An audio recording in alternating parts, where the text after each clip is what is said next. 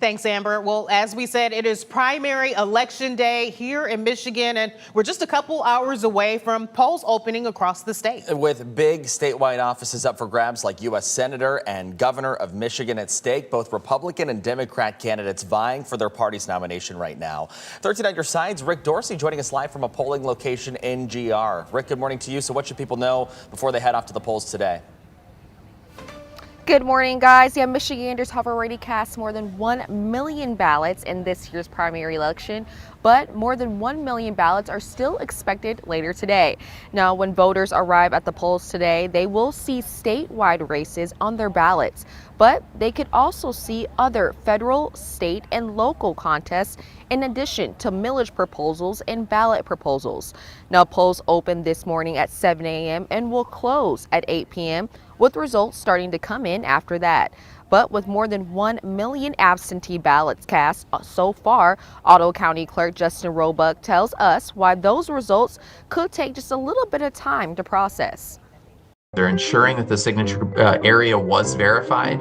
They're ensuring that the ballot number that's on the envelope, the absentee ballot envelope, matches the physical ballot in custody. And, you know, they're taking the ballots out of that envelope, and there's a process that they do that to guard the voter's privacy and make sure that the same workers who are verifying ballot information on the front with the voter's name actually don't see the completely voted ballot. Now, once again, the polls open up at 7 a.m. and you just need to be in line by 8 p.m. to cast your ballot. Absentee ballots can also still be cast at drop-off location before 8 p.m. tonight. Reporting in Garfield Park, I'm Rick Dorsey, 13 on your side. Thanks, Rick. The Secretary of State's office says more than 1.2 million votes have already been cast for today's election, with new numbers released just yesterday. This includes more than 1 million absentee ballots. Nearly 2 million ballots have been requested. More than 138,000 voters choosing to vote early and in person. Sunday was the last day for that option. This will finally be the year young voters will determine who's in office. At least that's what groups who represent that voting bloc say. Traditionally, younger people are less likely to vote than older people.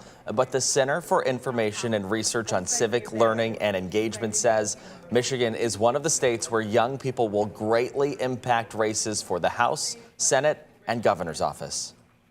Young voters across the spectrum are tired of having these elections being decided by people that are out of state, hundreds and hundred miles away from their own interest. For too long, we've had politicians taking corporate PAC checks, saying one thing and doing another, and we're hoping that this time is different.